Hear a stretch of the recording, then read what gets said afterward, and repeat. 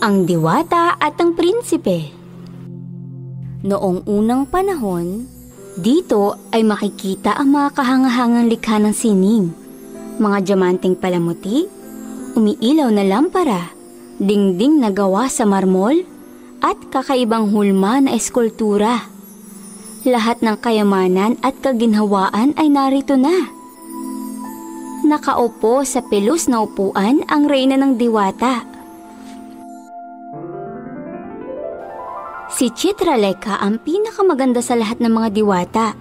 Lumapit ito sa reyna. Ang buhok niya ay parang ginto. Ang mata niya ay nangungusap at mapula ang kanyang pisngi. Napakabuti rin ang kanyang puso. Matulungin, mabait at totoo.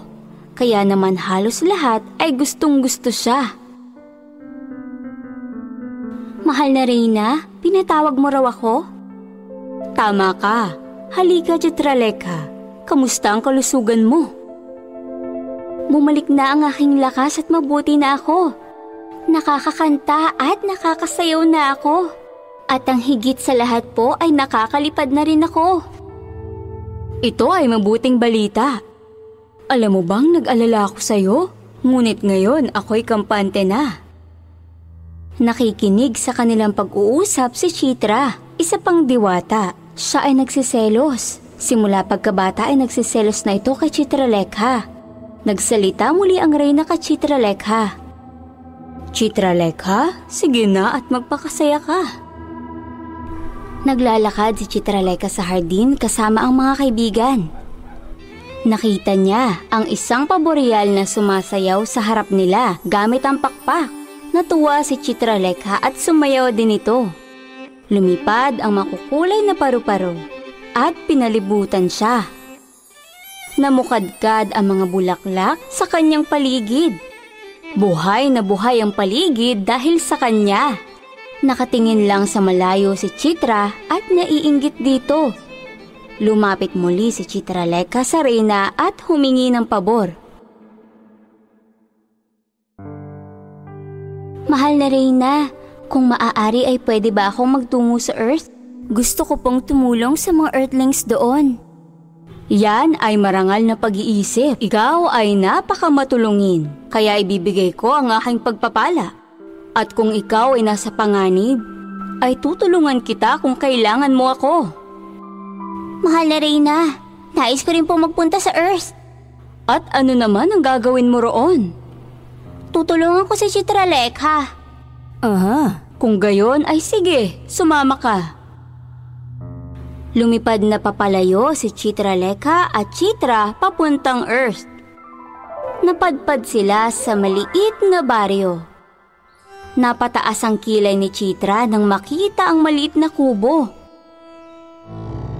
Chitralekha, ano ba itong walang kwentang lugar na pinuntahan natin? Mukhang napinsala ang mga ito. Ang mga tao? Mahirap at mga hampas lupa. May mabubuti at tapat ring mga tao. Ang mahihirap ay mabubuti. Winagayway ni Chitralekha ang bituing patpat at nagsabing, lahat ng inyong pag-aalala ay maglalaho na. Lumitaw ang bagong kasuotan sa mga kabataan, matatanda at mga bata. Sila ay nagulat at nagtinginan sa isa't isa. Nagsalita ang isang bata. Ito ay isang milagro! Tingnan niyo ang ating mga kasuotan! Napakagaganda! Oh Diyos ko! Anong milagro ito? Ang awa mo ay walang hanggan, Panginoon! Tuwang-tuwa si Chitralekha sa kanyang nakikita, habang naiinis naman si Chitra. May isang mahirap na may daladalang kahoy sa ulo nito. Pinagaan ito ni Chitralekha gamit ang mahika. Mukha siyang masaya at nagpatuloy sa paglalakad. Sa tulong ng mahiwagang patpat ay nakapagbigay ng pagkain si Chitralekha sa buong syudad. Lumipad na patungo sa kagubatan ang dalawang diwata. Habang sila ay lumilipad ay nakita nila ang isang makisig na binata habang nililingkis ng isang ahas. Hindi siya makahinga at hirap na hirap siya. Chitra! Halika, tulungan natin siya! Gamit ang mahika ng mahiwagang patpat, ay nakaalpas ang binata sa pagkagapos ng ahas. Tumayo siya at nakahinga ng maayos. Nagkatinginan sila ni Chitralekha at ngumiti sa isa't isa. Bigla siyang naakit sa kagandahang taglay ng diwata. Tiniklop niya ang kanyang kamay at nagpasalamat. Hulog ka ng langit. Ginawan mo ako ng magandang pabor sa pagsagip sa aking buhay. Ano naman ang pangalan mo? Ako si Chitravir. Anong pangalan mo? Ako si Chitralekha. Nakatira kami sa kaharian ng mga diwata. Magkwento ka pa tungkol sa iyong sarili.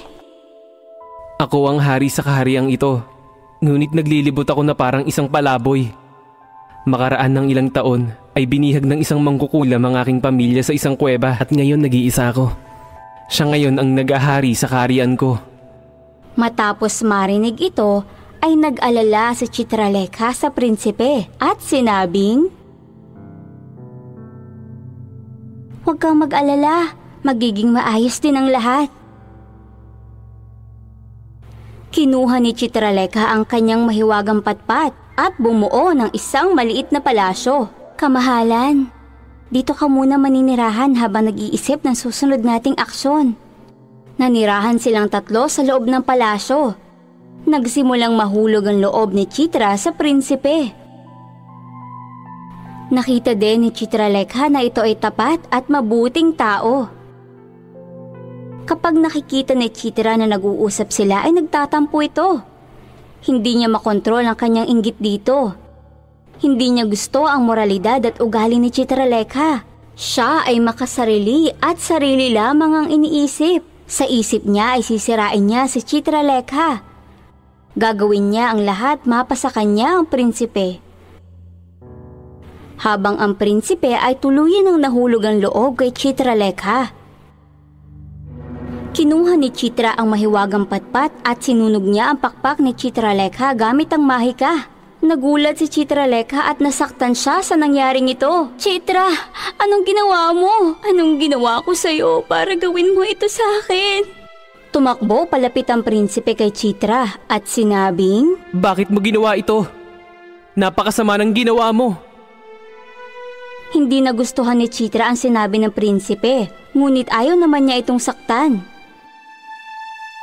"Ngayon, ay paano natin matatalo ang mangkukulam?" Biglang naalala ni Chitralekha ang mahal na Reyna. Tinawag niya ito gamit ang kanyang isip. Lumitaw ang mahal na Reyna sa harap nila. Nang makita ang kondisyon ni Chitralekha ay naawa ito. Habang galit na galit naman siya kay Chitra. "Parurusahan kita sa ginawa mo." Napayuko si Chitra sa sobrang hiya. Ikinuwento niya sa mahal na Reyna ang tungkol sa prinsipe at sa mangkukulam. Gumawa ulit ng bagong pakpak ang mahal na Reyna. Masaya na ulit si Chitralekha. Nagtungo ang Reyna kasama sina Chitralekha, Chitra at prinsipe papunta sa mangkukulam. Nakita ng mangkukulam ang tatlong diwata at tumawa ito ng malakas.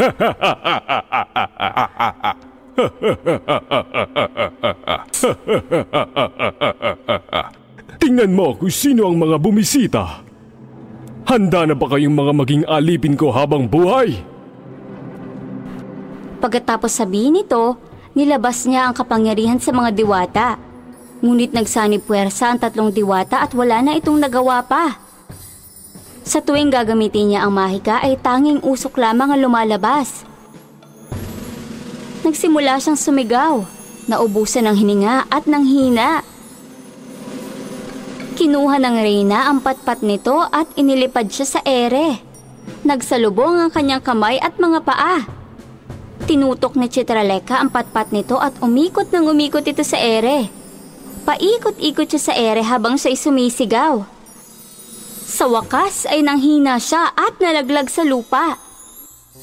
Kinulong niya ito sa hawla. Tumakbo silang tatlo sa kuweba at mabilis na pinakawalan ng Reyna at Hari kasama ang ilang presong sundalo. Habang ang mangkukulam ay nasa hawla lamang.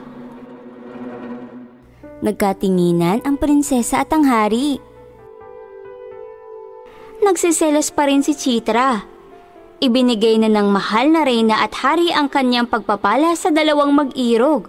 Ang aral sa kwento, huwag tayong mainggit sa ibang tao o maghangad ng masama. Lagi tayong gumawa ng mabuti. If you enjoyed this story, please like and subscribe our channel and press the bell icon to get future updates. And don't forget to comment.